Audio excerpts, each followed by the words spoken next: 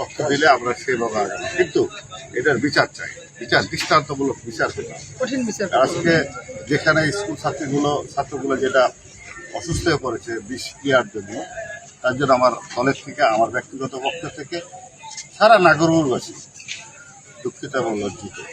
ভবিষ্যতে যেন এই ধরনের ঘটনা না ঘটে এবং প্রত্যেকটা স্কুলে একটা কাঠামো গড়ে তুলতে হবে, যাতে করে পানির ব্যাপারটা কি করা যায়, বিকল্প একটা পথ করতে হবে। যেমন একটা টিউবওয়েল একটা ফাঁকা থাকে, সেখানে একটা কেউ ইচ্ছাপূর্বক কিছু করতে পারে।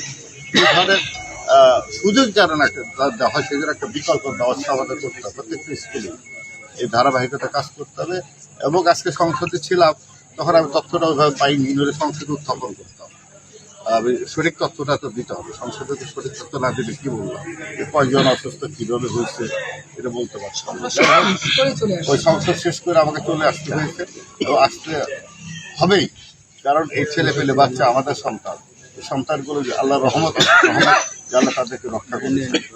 আমরা এর পরবর্তী প্রত্যেকটা অভিভাবক, শিক্ষা প্রতিষ্ঠান থেকে শুরু করে প্রত্যেকটা ক্ষেত্রে আমাদের সতর্ক থাকতে হবে। বিশেষ করে আজকে সে আওয়ামী লীগের প্রতিষ্ঠাতা বার্ষিকী আজকে ছিল, আমি মনে করি কোন কারণে যে কি হলো জানি না, সেটার একটা দিক আমি উল্লেখ করতে চাই। এই ষড়যন্ত্রের নাশকতা তারাও করতে পারে, ছেলেমেয়েদেরকে বিয়ের দিকে প্রশ্নবিদ্ধ করা, নাগরপুর সবাই যারা আমাদের বিএনপির নেতৃবৃন্দ আছে তাদেরকে প্রশ্নবিদ্ধ করা, শিক্ষা প্রতিষ্ঠানকে প্রশ্নবিদ্ধ করা, একটা তৎপরতা তাদের থাকতেই পারে।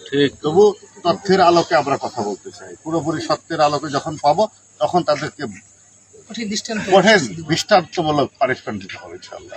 ফার্দার যেন এই যে কোনো লোক, আমি বলেছি অন্যায়কারী কোনো পার নাই, আর যারা অন্যায় করেছে এরা মানবিকতার অনেক ঊর্ধ্বে, অমানবিক এবং চিন্তার বাহিরে তারা যে কাজটা করেছে, এই লক্ষ্যে সবাইকে আমি সতর্ক থাকতে চাই, সতর্ক থাকতে বলি। এবং আগামী দিনে পথ আজ থেকে শিক্ষা নিতে হবে, এ ধরনের ঘটনা আবারও ঘটতে পারে। আমরা প্রত্যেকটা ক্ষেত্রে নেতৃবৃন্দ থেকে শুরু করে সাধারণ মানুষ এবং আমাদের আইন শৃঙ্খলার বাহিনী যারা আছেন সবাইকে সতর্ক থাকতে হবে। তারা সতর্ক ছিলেন, আইন শৃঙ্খলা বাহিনী, আমাদের নেতৃবৃন্দ সতর্ক ছিলেন। তারপরও আসলে এতগুলো স্কুল একসাথে মেনটেন করা যায় না। প্রধান শিক্ষক আর একটা জিনিস, সেটা প্রধান শিক্ষক যারা স্কুলের শিক্ষক কমিটি আছেন, অভিভাবক কমিটি, শিক্ষক কমিটি যেটাই থাকে, সবাইকে নিয়ে তাদের তদন্ত করতে হবে, কারা করতে পারে, এর সাথে কারা সম্পৃক্ত। এবং পাশাপাশি কয়েকটা কারণ আমরা যদি দিক নির্ণয় করতে চাই, আমি ওপেনলি বলতে চাচ্ছি না, এটা পুলিশ ভাই, ওসি সাহেবের সাথে কথা বলবো, আমি ডিজিএফ ভাইকেও লাগাবো, এনএসআইকেও বলতেছি, আমি ডিএসবি আছে, সবার সাথে কথা বলে তথ্যটা বের করতে হবে। তারপরে দৃষ্টান্তমূলক শাস্তি। আল্লাহর অশেষ রহমত আবারও বলি, ছাত্রছাত্রী ভালো আছে ইনশাল্লাহ, আগামী দিন হয়তো ছুটি পাবে।